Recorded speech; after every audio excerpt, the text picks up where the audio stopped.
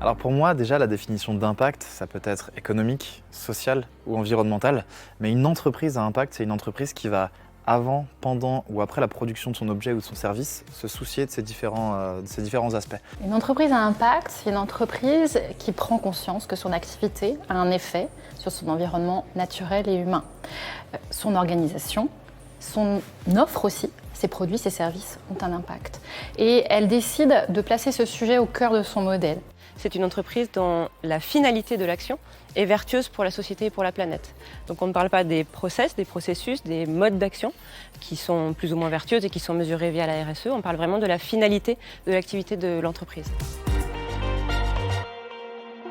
Déjà, ce sujet d'impact, on a décidé de le placer au cœur de notre stratégie. Donc, pas une démarche RSE à côté d'eux, mais vraiment le placer au cœur. Donc, on est devenu entreprise à mission il y a 2 ans.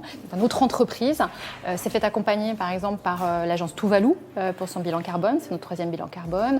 Notre méthode d'éco-socio-conception, on l'a imaginée avec l'école de design de Nantes.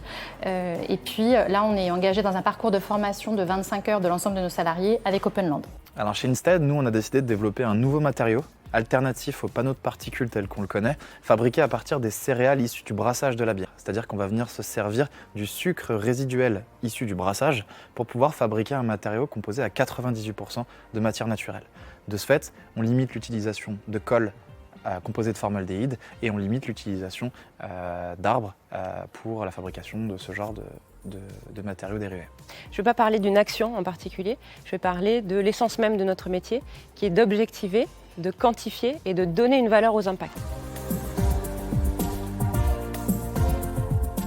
Tout simplement parce qu'on est tombé dans le plus grand bassin industriel de France et qu'on a pu trouver dans un rayon d'1 heure toutes les solutions à nos problématiques.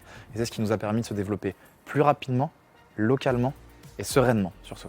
Alors de manière globale, le territoire il est plutôt dynamique sur ce sujet-là depuis plusieurs années. On s'en rend compte parce qu'il y a un tissu à la fois de collectifs, d'entreprises qui existe, qui a des convictions et qui portent ces sujets-là. Je pense à dirigeants responsables de l'Ouest évidemment, au réseau Rupture. C'est un territoire où la coopération est favorisée plus encore que la concurrence.